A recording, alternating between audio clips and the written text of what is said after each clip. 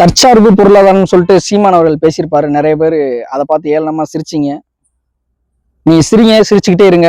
ஒரு நாள் நீங்க தேடப்படுவீங்க. நீங்க சிரிங்க, நல்லா சிரிங்க. தண்ணிக்கான போர் ஆரம்பிச்சிருச்சு. இங்க எத்தனை பேருக்கு தெரியும்? தண்ணிக்கான போர் ஆரம்பிச்சிருச்சு. தண்ணி இல்லை அப்படின்னு சொல்லிட்டு.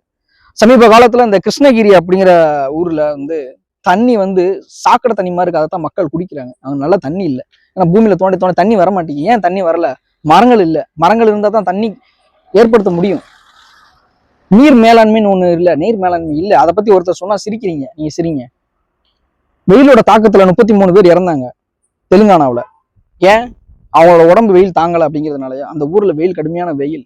மரங்கள் இல்ல. நம்ம ஊர்ல அப்படிப்பட்ட நிலைமை வந்துடக்கூடாது அப்படிங்கிறக்காக மரங்களை நடுங்க, பசுமை சோலையை மாத்திரன்னு சொல்றாரு. நீங்க சிரிக்கிறீங்க. சரிங்க. அடிப்படை தேவை உங்களுக்கு 3 இது நான் இலவசமா தரேன்னு சொன்னாரு. உங்களுக்காக தமிழ்நாடு முழுவதும் பஸ் இலவசமா தரேன் அப்படின்னு சொல்லல. உங்களுக்காக சிலிண்டர் இலவசமா தரேன்னு சொல்லல. 3 தரேன்னு சொன்னாரு. அடிப்படை தேவை குடிநீர், தரமான மருத்துவம், அது மட்டும் இல்லாம அதுக்கும் மேல ஒரு குழந்தைங்களுக்கு உயர்ற கல்வி, அதை தரேன் அப்படின்னு சொன்னாங்க.